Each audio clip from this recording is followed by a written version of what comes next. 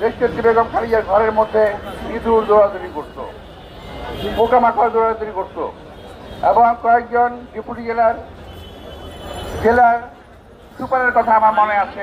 লিখবো আমার ভবিষ্যৎ মসৃণ পাতায় পাতায়, এই উজ্জ্বল ক্যানভাস আমার প্রিয় খাতায়। সঠিক পাতার খাতা, রঙিন কলার বাঁধা, শিখেছি দেখো নতুন করে মজার ধাঁধা।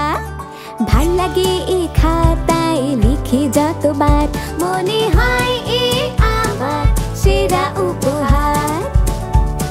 বসুন্ধরা খাতা, লেখো তোমার ভবিষ্যৎ।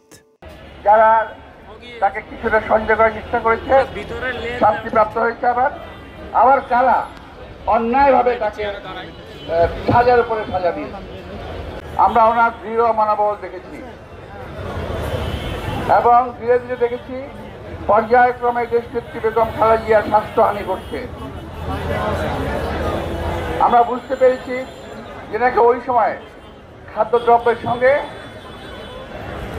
বোধহয় কোনো বিষাক্ত কোনো জিনিস মিশিয়ে দেওয়া হতো।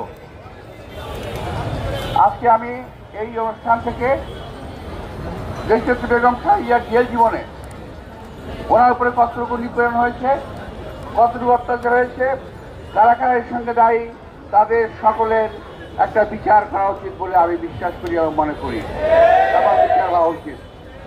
যদি প্রয়োজন হয়, দেশনেত্রী বেগম খালেদা যখন জেলে ছিলেন তখন আমাদেরও দুর্ভাগ্য হোক সৌভাগ্য হোক, আমরা অনেকে জেলে গিয়েছিলাম, আমাদের সঙ্গে এখানে আসে অনেকেই।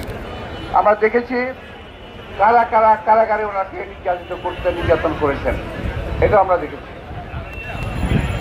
সর্বশেষ যখন ওনার সাথে দেখা হয় তখন এই কারাগার একবারে ফাঁকা হয়ে গেছিল, ক্যানিংয়ে চলে গেছে এবং এটা একটা পরিত্যক্ত একটা এলাকায় সে পরিচিত ছিল।